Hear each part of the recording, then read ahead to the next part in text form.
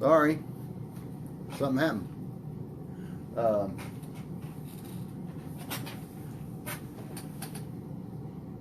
Let me keep this up. Brandon, just kind of look over my shoulder every now and then. Make sure we're still on. Okay.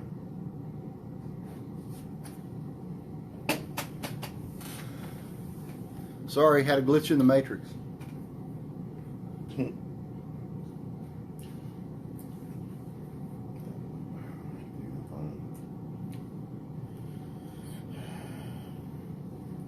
Okay. We're still rolling? Alright, let's go ahead and do this. Alright, Jordan, how we look there? Look good. Look good? Does it need to go back any further? No. Okay. I don't see everybody. Here they come. We'll give them a bit.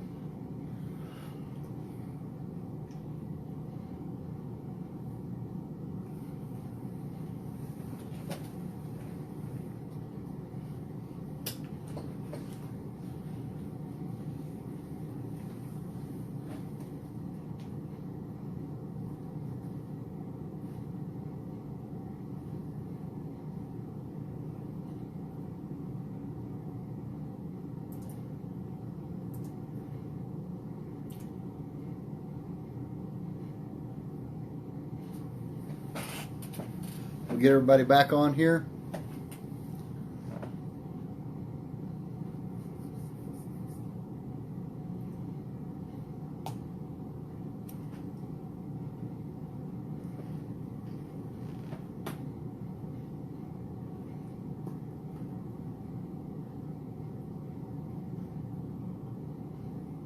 Make sure we have everybody. All right. We will start. We had about 10 people on there. We only got about 3 people on right now.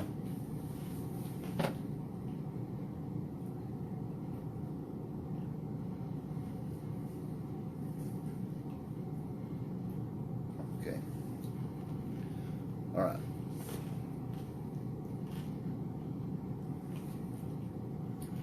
We'll go ahead and say our prayer. Going, Jody? Ruler of the universe and master of all masters, Father of mercy and forgiveness, we thank you, our God and the God of our fathers, by bowing down and kneeling, that you brought us closer to your Torah and your holy work, that you enable us to take part in the secrets of your holy Torah. How worthy are we that you grant us such a big favor. That is the reason we plead before you, that you will forgive and acquit all of our sins, and they should not bring separation between you and us. May it be your will before you, our God and the God of our fathers, that you will awaken, prepare our hearts to love and revere you. May you listen to our utterances and open our closed heart to the hidden studies of your Torah. And may our study be pleasant before your place of honor, as a aroma of sweet incense. And may you emanate to us light from the source of our soul to all of our being. And may the sparks of your holy servants, through which you revealed your wisdom to the world, shine.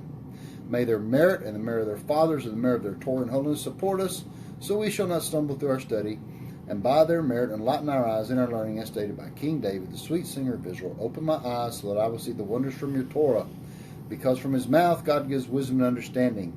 May the utterance of my mouth and the thoughts of my heart find favor before you, God, my strength and my Redeemer. Amen. All righty. Facebook is not responding. Close that. Wait. Is it going? Can y'all see me? Somebody give me a thumbs up. We still rocking? Yeah. We're still going? Okay. All right. If for some reason it goes down again, I'll start it back up. All right. So I don't know what happened to our connection there, but we'll rock on. Okay. A little bit of review. Little bit of review from last week. We're building the world of Adam Kadmon. Okay? So in the world of Adam Kadmon, I drew this like this so it has a body form. But it doesn't have a body form, but for the sake of the lesson, we're going to give it one. So up here, and what we're going to call the head, this is Ab, Sog, Ma, and Ben. These are the names of God. Now, one of the problems in Torah is with the name Ben, Messiah ben Joseph, Messiah ben David. Ben has the connotation of son of, right? The problem is, this is a hey. Yud, hey, vav, hey. Shem Ben is female. The name Ben is female. All right? So it can be both. It can be he's the son of, and it can also be actually it's the daughter. And the piece of Torah comes from God gave Abraham all that he needed, right? That all is Bat Kol. Abraham's son was Isaac. And there's a huge machloket of, well, did he have a daughter? Abraham is Adam. He has to have a daughter. He's Ma. He has to have a daughter to complete the Yud Hey Vav Hey. Her name was Bat Kol. And that is the piece of Torah that's hidden right there, indicating his daughter. Okay, and there's a huge kasha going on in the Talmud about this. But anyway, that's for another day. All right, so I know we're going a little bit beyond where we're studying, but still, we're talking about Adam Kadmon. We need to go through these worlds of Adam Kadmon. So we have the Akudim, the Nekudim, and the Berudim or Berudim. Okay, this is when all of the energy basically is bound together. Nekudim is when it's released and everything shatters and blows up. This is Genesis 36, the Tohu. This is the Tohu. And then Berudim is when everything is brought back together, and this is going to be the new world, the new creation, when everything is fixed, all right? And it works kind of like head, chest, belly, the baby's born, all right? Now, from our last class, we had the tip of the Yud, Hey, Yud, the tip of the Yud, the Hey, the Vav, and then the Hey. All right? This is the world of Ak. This is the world of Atzilut. This is the world of Berudim. This is the world of, I'm sorry, Ak. This is Atzilut, Berea, Yetzirah, Asiya. These are the worlds we're going to go through today. Now, if you noticed, I put on the internet, on Facebook, a bunch of stuff, and I get Gary this week, about the face of God. The face of God. And it came from, I've studied it quite a bit, and it came from this. Moses has everything you can possibly imagine as far as knowledge. I mean, he's been to the burning bush. He's got him out of Egypt. He's seen the plagues. He's seen the parting of the sea. He's seen the mighty hand of God. Okay? But of all that, all he wants to do is see his face. And of course, you can't see God and live, right? Well, of course, that's only if you're where Moses is at the time. For some reason it keeps messing up, but it's going good. So Moses has to go to a different level, so that statement applies to there. But the statement doesn't apply up here. And I'll show you how it works. If you've ever looked at a spheroid structure,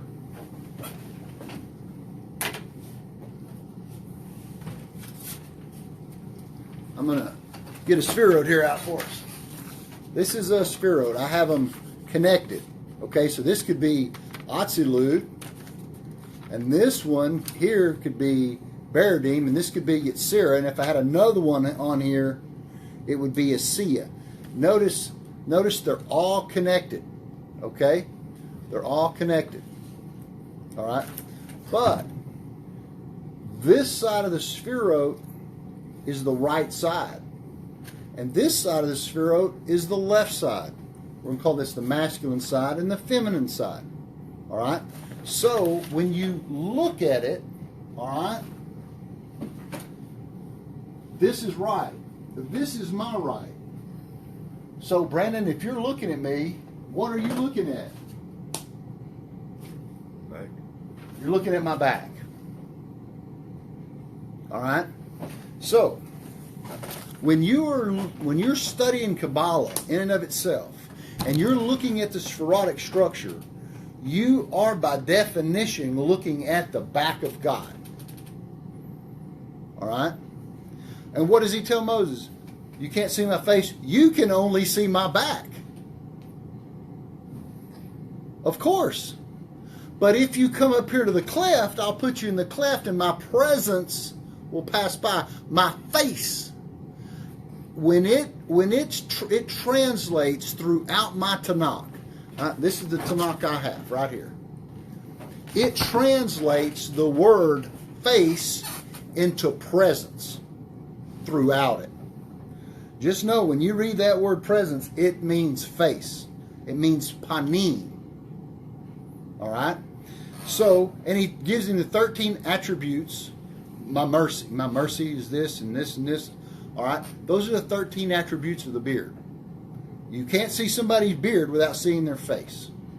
But how does it work? The name of this class is Innerface. All right? So, I'm going to read through some scriptures right here real quick to show you how important it is to interface with God, to seek His face. It's panim. All right? Panim means face. All right? Metatron's name is Metatron Sar Ha Panim. Metatron, the minister of the face. Metatron has 70 names. One for every nation. That means he has 70 faces. So just Metatron alone has 70 faces. So there is a face of God for each individual nation. No matter what it is. All right? So when Moses elevates himself to that level, now he becomes the face of God. If he's going from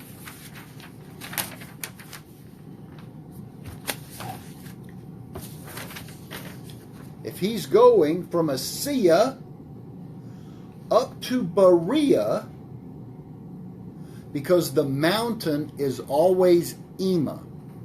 Ima's the mother. Ima is where creation is. Mothers create the baby. He's right between creation and the thought. He's in the mind of God. He's interfacing between 3D, Berea. He's interfacing between 3D and 4D. All right? Now, when I was in college, my first day, I was a science major. My first day, I go to the science building. My first class is physics, 1401, something like that. I walk in there, and inside the foyer is a hologram. All right? That's why I put that hologram video up there. If you watch that hologram video on there, those people act like it was real. To them, it was real. So where does reality change? This is what part of the stuff your reading assignment was about, is what is reality to you is not reality to God or somebody else. All right? So I walk in there, and there was a hologram. It was a lady's head. And it didn't matter where I walked around that glass case, that lady, she was always looking at me. All right? So when you're on the back side, you can only see God's back. But when you interface into 4D, it's 4 dimensions. In Absolute, there is no backside. It's all face. But now you're looking the same direction as God. You're not looking at Him, you're looking with Him. So now Moses has to go down the mountain, go down from Absolute, his mountaintop experience. And what does he now have to do? He has to cover his face. Because he became the very face of God. He became the interface. See how it works? All right? So he had to cover his face. Nobody could even look at Moses. All right? So I'm going to read a few of these deals here. Exodus 34, 33. Moses covers his face. 33:10. I think it says then Moses saw the face of God. 33:20. Moses, you cannot see my face and live. But that's a formula. Live is higher. You can't see it unless you're in Chaya. All right? That's Absolute. Because Yechida, we studied last week, is in Adam Kadmon. It's in the tip of the Yud. You see, it's a formula. God's telling him where you have to be. He's not saying, if you look at me, you'll die. All right? 33:10, the face of God. Numbers 12:8. When Miriam was coming against Moses, and he goes, oh no, God tells him, no, you got to understand, I speak in visions and stuff like that with these prophets, but me and Moses, we speak face to face. You see, because he's in union, he's interfacing. Hosea 5:15 says, then I will return to my place until they acknowledge their guilt and their sin and seek my face. 2 Chronicles 7:14, if my people who are called by my name will humble themselves and seek my face. Psalms 28:27 verse 8, my heart says to you, seek my face, your face. Daniel 9:3, I set my face unto the Lord to seek him in prayer and supplication. Malachi 3:1, behold, I am sending an angel, and he shall prepare the way for my face. Psalms 119:58, I have sought your face with all my heart. 1 Kings 13:6, Ezekiel 14:7, Genesis 32:31, and Jacob called this place Peniel, the face of God.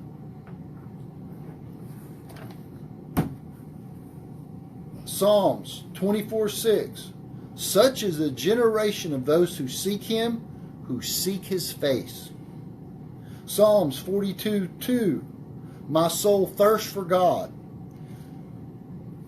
When may I come and seek the face of God? This is what David's always talking about, the face of God. Job 33:26. They will see God's face and shout for joy. Isaiah 59:2. Because of your iniquities you have separated from God. Your sin have hidden his face from you. Psalm 83 and 19. Make your face shine on us. Show us your face that we are saved.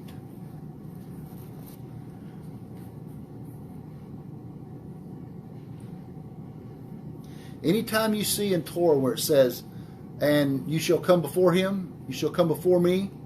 That word before me or before him, lefana, means face.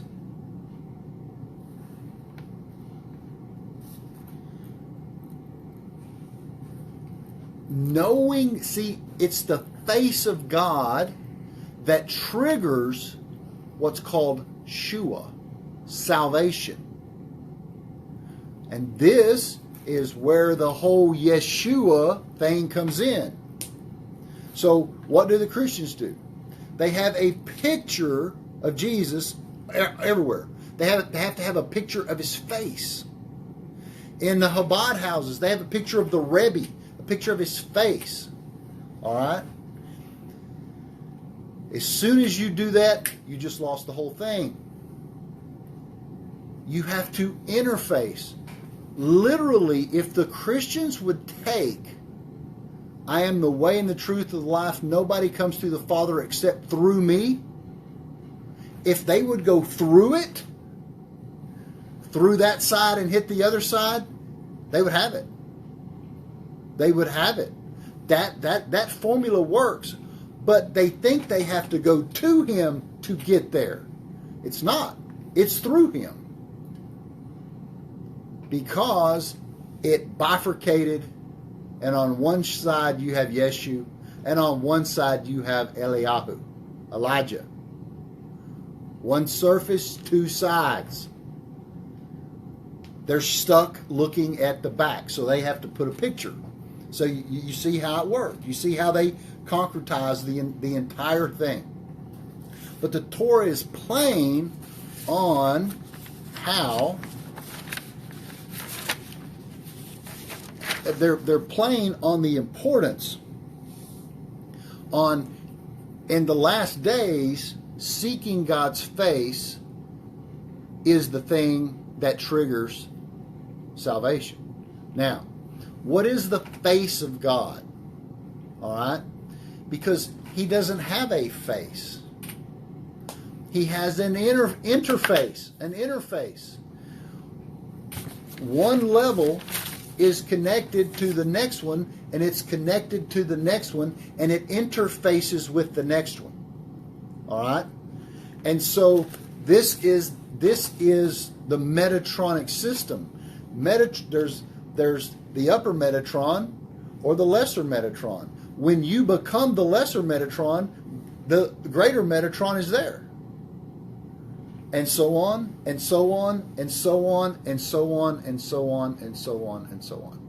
All right? So, once we interface with God, this is the real personal relationship that we're trying to get to.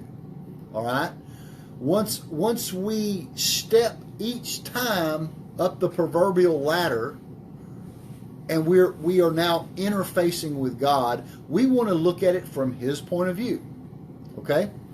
So, a little bit on the face. And as we go through this, it's going to become clearer and clearer. Now, we left off last week on page 17. Is there any questions about that part so far? Anybody have a deal? No? All right. The glass blower analogy. Now, anybody who read page 17, I hope you all did, they put something in here that I don't know if you caught it. Did anybody catch the meditation formula right here? Anybody see that? They gave you a clue on how to meditate, and it's plain as day. It's well, I don't know if it's plain as day, but if you know what you're looking for, it's right there. So they have this thing, glass blower. Let's look at it. The relationship to make creation, it says, is like a glass blower. The decision emanates from the innermost will, the will, tip of the yud. Okay. The glass blower, before he begins to blow out, that's the level of Adam Kadmon. And then the Haya is the living essence that he's he's fixing to put out. Okay. Next, the breath, the neshama level of the soul, is the mouth, where it expands. And then he blows, and there's creation. Now, if you'll look in 1, 2, 3, start of the 4th paragraph there, it says, this analogy is extremely useful in a meditative sense. See that? That he just gave you the formula of how to get into a Kabbalistic meditative sense. First thing you got to do is have the will to interface with God. The second thing you have to do is make your thought if that's what you're going to do. Then you start breathing, because that's comes from him. You start breathing deep in the relaxation, focusing on God, going through your nephesh, your ruach, your neshama, and now you're fixing to interface with the Haya. That's the life, the breath of life. The way to meditate in Kabbalah, and we'll get into it deep at some point, but this is the formula of how it's done. How God creates everything, how with the Simpson is how you go back. All right? So this is, and most meditative practices use some sort of breathing technique. All right? They list it right there. They give you the formula right there.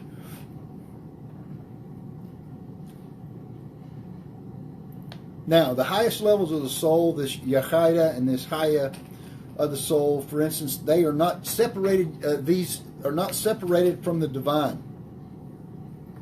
From God's point of view, they are internal aspects of a man's soul, while the lower aspects of the soul are the external aspects. And so Bia, Bariya, Yetzirah, Nasiya correlate to Neshama, Ruach, and Nefesh.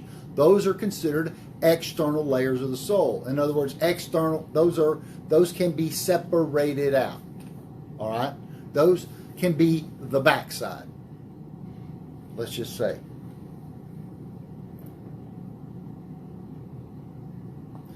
The levels of the soul of the Yechida and the Chaya, however, are the internal aspects, are there for the world to come.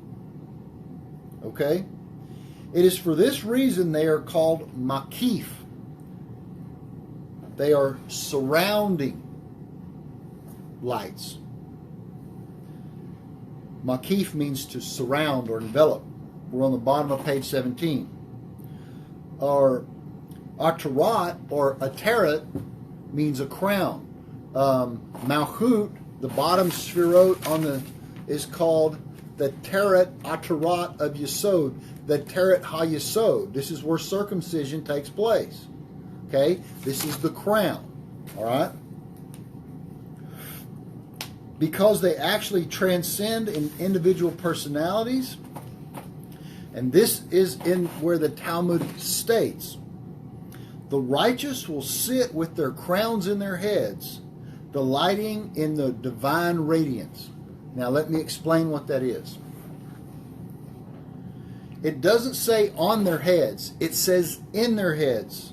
If you'll look right there in the bottom of that first paragraph. Adam and Eve. Eve is Adam's Teret HaYesod. That's the Malchut. The Malchut is the bottom sphirot. The Malchut. This is the kingdom. This is David. That's why David's the king. But it's also the Shekhinah. Remember, Ben is male, David, but it's also female, Shekhinah. It's also Rachel. It's in exile. Shekhinah's in exile. Messiah ben David is in exile. All right? But this is the crown that's going to be put on in the head. This is the female. So, it's union. the female aspect, let's just call it your spouse, is going to be inside the male in complete unity, in total sexual union forever. This is the sod of the righteous. Righteous means yesod. Male will sit, reclining or sitting means in union, with their crowns in their heads, delighting in the radiance of divine presence. That is ultimate creation. Going the other way, Olam Haba. Now let's go to the Nephesh. Page 18. The Nephesh is the lowest part of the soul. All right? This is the awareness of spiritual, thus necessarily begins with quiet down the awareness of the physical. The Nephesh is the lowest part of the soul. It's the animal part of the soul. All right? This is the part of the soul. I eat, I drink, I sleep, I die, I go to work, I pay tax. I mean, this is what. So that's the part of the soul that's stuck in Klippa. You have to. It's the part of the spiritual part of the soul that's attached to physicality. All right. This is why eating clean, kosher is so important type of deal, because what you put in your mouth is feeding your soul, and if you're putting treif or klipa in your body, then it's attaching itself to your soul, and you can't clean your soul up, and you got to clean up your nephesh, because only a clean nephesh can attach to the ruach, and the ruach is the spiritual part of your soul. All right.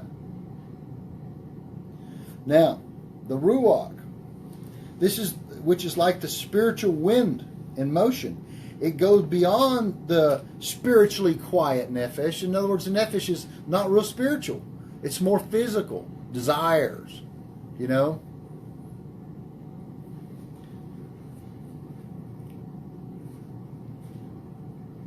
In this ruach, one can see visions, hear things, and become conscious on a higher level of spirituality. Reaching the level of ruach, one feels a moving spirit, moving spirituality rather than just a resting or quiet one. This is where they get ruach hakodesh, divine inspiration, and they prophesied using ruach hakodesh. All right, so they are at a level here to get this ruach. And of course, most of the time, that is mistranslated into Holy Spirit.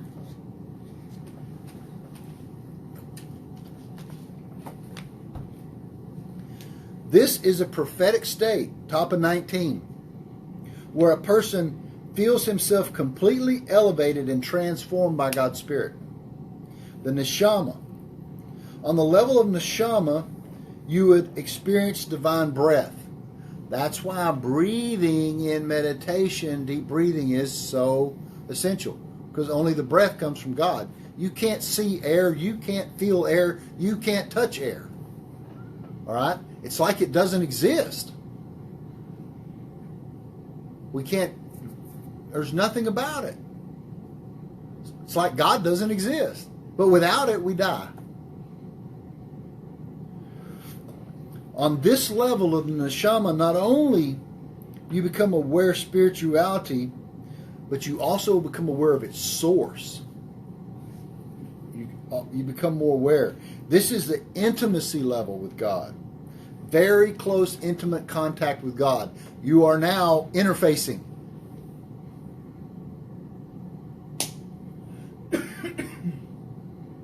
Now, bottom of that paragraph. Neshama and Nephesh represent respectively two opposite concepts. One is giving and one is receiving. They are spiritually opposite and therefore distant from each other. Very distant from each other. In this context, they can be defined as the thesis and the antithesis. Thus, the Ruach, which represents the transmission of the spiritual energy, is the synthesis that links the two. The Ruach is the interface for these two levels. Guess what?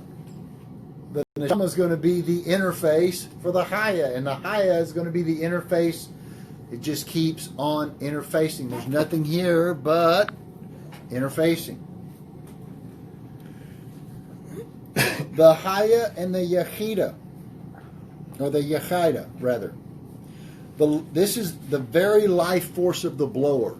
This is the very essence of God. The Haya is the living essence. Okay? Now, the Yechida is the unique essence. Unique only to God.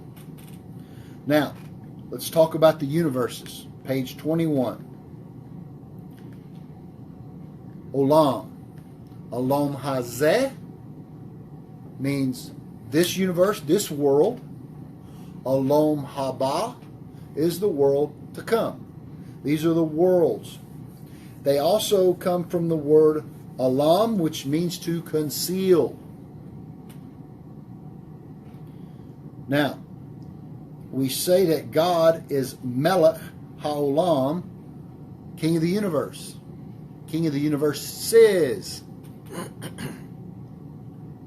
We mean that he is the king who hides himself in his worlds.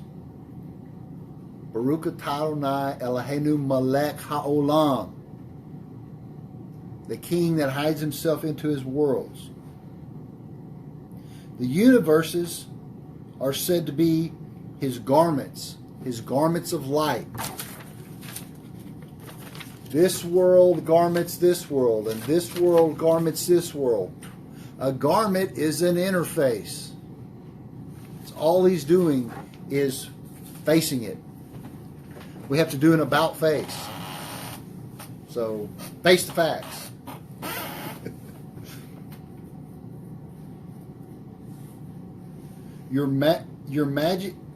Yourself in your majesty and splendor, you have covered yourself with light like a garment.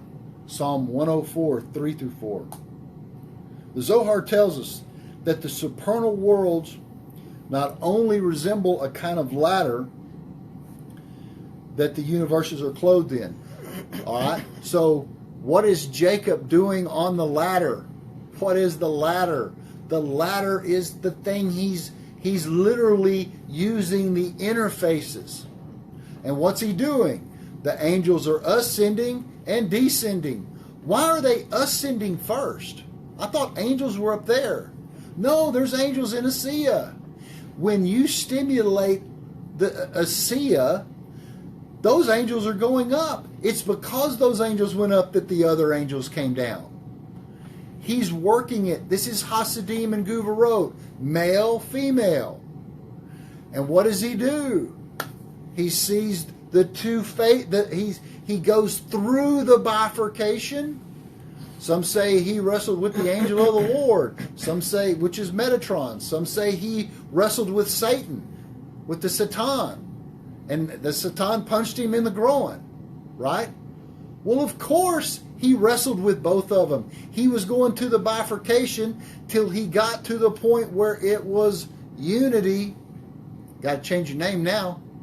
Now you're Israel. Because Israel Saba is the bottom 1/3 of Hokmah. He went from Jacob to Ferret to Israel Saba. He went to unity. Got to change your name. So what does he say? I'm going to call this place the face of God. That place is the Temple Mount, Mount Moriah. The Even Shtia, the place where the Dome of the Rock is, the place where the second temple was, where the first temple was, where the third temple is going to be, where the Ark of the Covenant was. That's the very spot. That spot is the place he chooses to put his name, and his name and face are the same. Now, the master plan here. We have to go through last week we went through Adam Kadmon. I told y'all, right, the will. Absolute's the mind, thought, speech, and action. Now, absolute. I'm in basically the third paragraph here where it says, in this analogy, the level of Adam Kadmon. He's the architect. In other words, I want to build a house. All right? Absolute then would parallel the planning and designing stage. Just the things that are coming into his mind. Okay? Whereas the building site itself is going to be Berea, how to implement the plan. Speech going to come from Yetzirah. He's going to transmit it to the workers. Put this here, put that there. And then action, Asiya, is when they get the plans done of the architect. So if God's designed this whole thing and put us here to do the job, we got to do the job. You see, He can't do it without us. It's designed like that. What does God need? Your help. He can't do it. You are His interface. You are the thing. When a person first decides to do something, he conceives the general plan. As he gets closer to implementing his plan, his thought process almost automatically triggers the nerve impulses. We are the nerve endings of God's own thought, of Adam. And this travels through the body. And finally, the muscles move and the hand grasp, and it's done. We are literally the fingers of God. This is how He touches, how He feels. Hot, cold, good, bad, everything. What does God, if God knows everything, He has to create a space where He doesn't exist so He can learn something new about Himself. The only way to do that is we got to do it. And the only way to get the signal back is to interface it with God. Page 23. The highest levels are clothed in the lowest ones. So they exist here. We have to tap into them. Just as a seed has the blueprint for the entire, an acorn has the entire genetic blueprint code for exactly what kind of tree it is, how big it's going to be, everything. It's all in the seed. That's the same thing with creating a baby. In that spermatozoid is the entire DNA structure of whatever that child's going to be. This is complete action, but it's first in thought. First in thought, then in action. All right? Now, as soon as God quits thinking, it's all over. As long as He's thinking about it, it exists. When He quits thinking about it, nothing more exists. So as soon as He decides this regime is over, it's over. Just what happened to Saudi Arabia this week. It's a house of cards. You pull one card out, richest man in the world just got arrested. And one of them, Adam Kadmon. The Ein Sof is one without end or limit, infinite. No thought can even grasp it. Every concept and category associated with this existence must be created from nothing. It's no thing. It's not a thing. The Ein Sof is the highest level of Havaya. And you can't even grasp it. This is why we have a sporadic structure all the way down here, because the only thing we can grasp about God is His attributes. The things He allows us to know, to interface with. God had the will God had to will the concept of creation into existence. He had to will it. In order to do this, he had to create the concept of will, which is crazy. Where do your thoughts come from? How do you even create a thought? Okay, I'm going to create a thought. No, they just come. Just think. He can create a thought. This, of course, leads us to the ultimate paradox. If God is going to create will, this in and of itself presupposes an act of will, which means that going back to Ein Sof, to God himself, involves an infinite regression. Adam Kadmon serves, looky here, right there, for the reason Adam Kadmon serves as a kind of interface. He's an interface between the infinite creator and finite creation. But we have another interface between us and Adam Kadmon, and that's Adam HaRishon. And that's on the level of Atzilut. Now we have another interface in Berea, which is the Seraphim, in Yetzirah, the Hayot, and then the Orphim in Asiya. And then we have the Kohen Gadol, and then the Levite, and then it just, every one of these is an interface, a step on the ladder, so to speak. This is the level of the Yud, Adam Kadmon. Ein Sof is the tip of the Yud. Right? No, Ein Sof's not even, Atzilut is Yud, Adam Kadmon, tip of the Yud. Ein Sof's not even Sof's so high above that, it is the thought of the Yud Hey Vav Hey. So the Ein Sof, that of Adam Kadmon, is referred to as Ein Nothingness. This is not a nothingness which implies the lack of existence. Don't think for 1 second that when you're talking about the Ein Sof, it's nothing.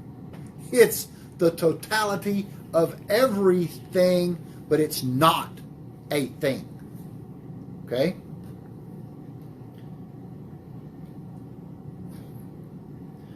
It's called that because there's a lack of a category in your mind to even put it.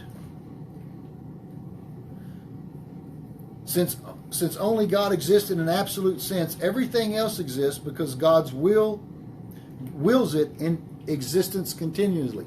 Like I was saying a while ago, as long as He's willing it to exist, it exists. If He decides that it's no longer, if He thought about no longer, there would be no longer. He can't even go there. You know? If you thought about it raining outside, it would start raining. You know? So if rain is let's just say a hurricane. If I thought about a hurricane would hit Texas. Why would I want to think that? But I just thought about it, so it just hit. So think about even in the will of His thought, He cannot think about anything other than perfection. We can't even think that. Nothing can exist without God's constant willing it to exist. That's second paragraph, page 24. Atzilut, down there at the bottom. Atzilut receives its existence from Adam Kadmon, but in a lesser measure. So in other words, God's creating interfaces to garment Himself in layers, like rings in a tree, to where the power of His light will be diminished where things can exist. All right? And look at the power that's in this world. There's the sun just planting a tree from a seed and it growing.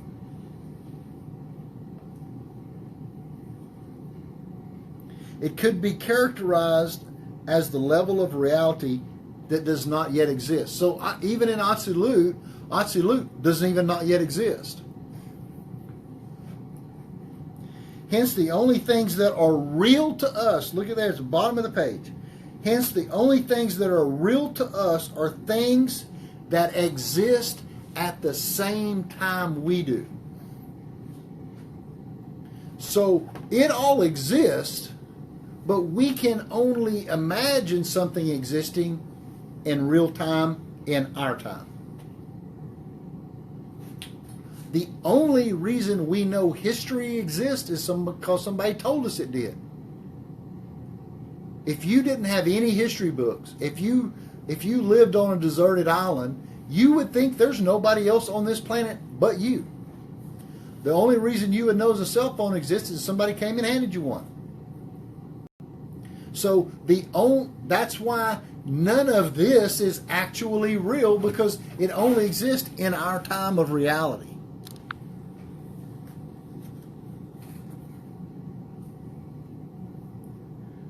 Thoughts have an existence in our mind, and they only exist in the present.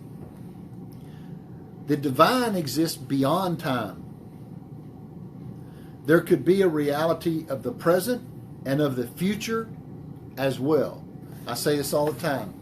God has, we're going to say this is present day, we're going to say this is future day, and we're going to say this is past day. That is all in the exact thought of God. He can see the future, the past, and the present. If he's here, if he's in the past, if he's in the future, he has a present past. If he's in the past, he has a present future. And if he's in the present, he has a future past. All the time. He knows the end from the beginning from the end. All right? Now, Absolute is where we start getting the Sphirot.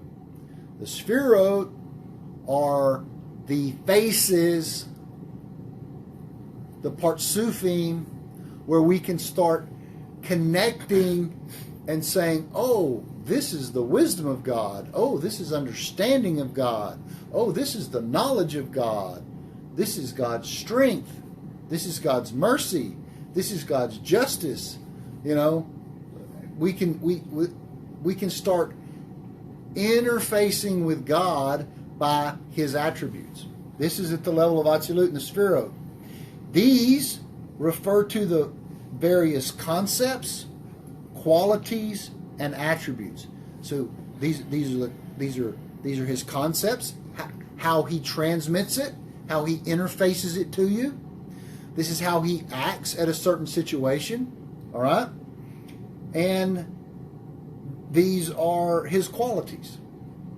Love, mercy, justice, etc.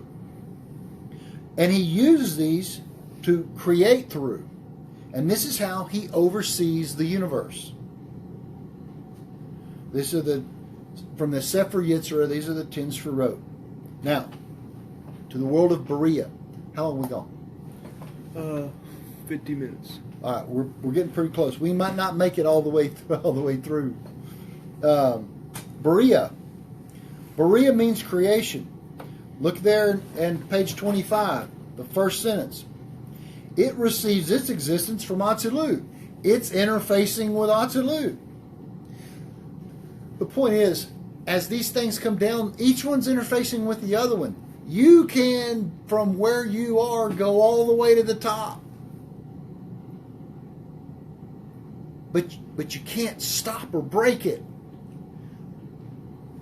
Before we go, I'll tell you the problem. We may have to stop right there. In Exodus, chapter 20, Parsha Jethro. Okay? This is where you get the 10 Commandments. Now, we're going to get to it, but Keter, which is the top Sphirot, is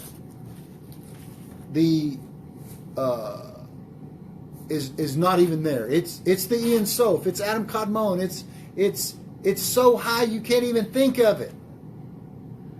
So you never deal with Keter. we do, but you just don't deal with it. Okay? Now, the 10 Sefirot go along the 10 commandments. So let's read the 10 commandments. And you will find out there's only 9. Because we're in Kabbalah class. Okay? God spoke all these statements saying, I am Hashem your God who has taken you out of the land of Egypt from the house of slavery. I am Yud-Heh-Vav-Heh, your Elohim. Alright? I am the formula. That is what they call the first commandment. That's not a command. That's a statement. The commands don't start till verse 2. You shall not put any other gods on my face. The first commandment, which is considered to be the second commandment, is don't interface with anything else. And don't put it on my face, because my faces are holy. That's a big statement. We're talking about this is the 10 commandments here, right? And really, the commandments start with he's talking Adam Kadmon Atzilut, way up high. But the first thing you do, Moses, is you tell them, don't put anything on my face. And then all these scriptures that I read to you today about seek his face. That's why I called the name of this class Innerface, not Inner Space, as the book's called. Because this is how you bring redemption, right here. This is it. All right? So that's a huge statement.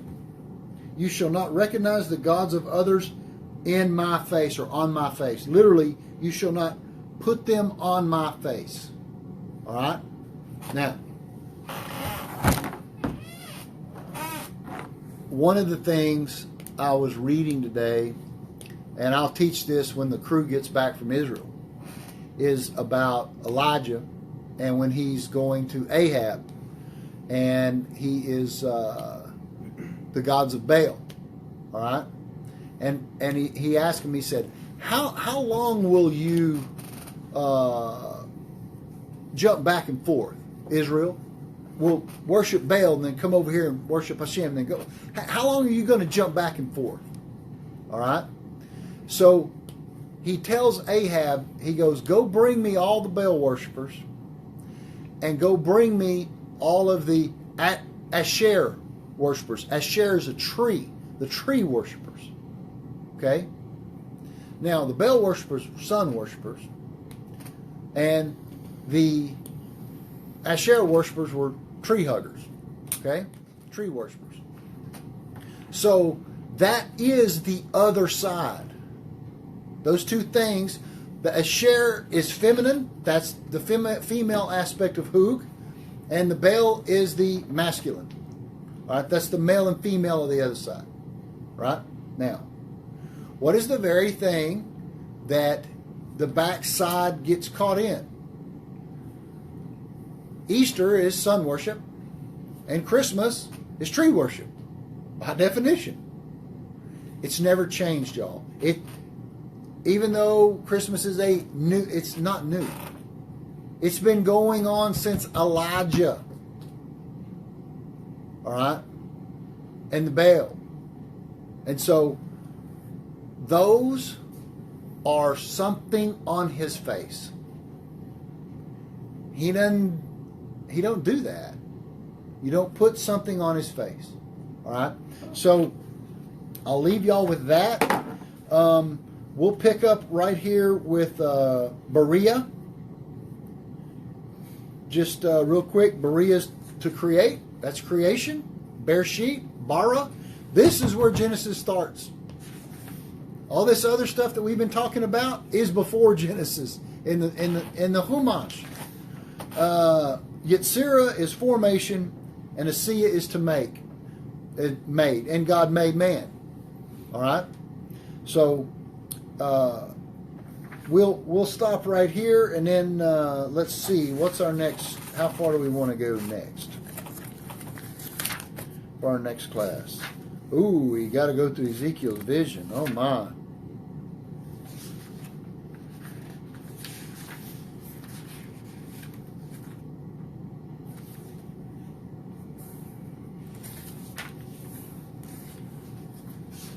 That'll take some time, so let's just tentatively say we'll try to shoot for page 33,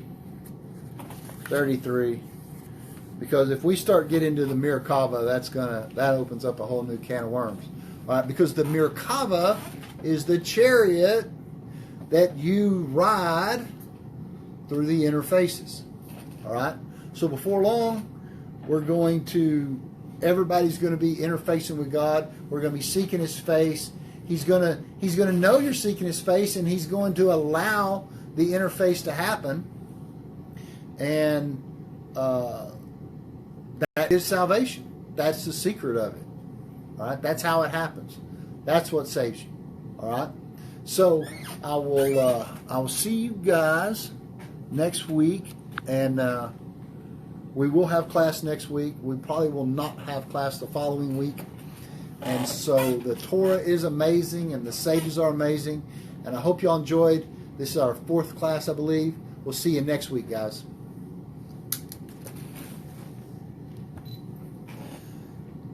All right, that off? Yeah. Okay. I turned off the video cam, so if anybody has anything, shoot.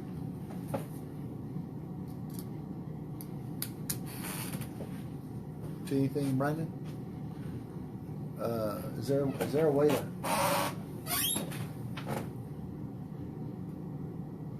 Nobody's wrote anything. Okay. All right.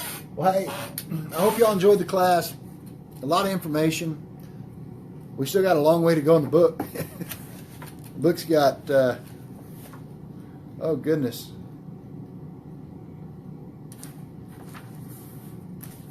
I guess it's going to take us a year to finish this class.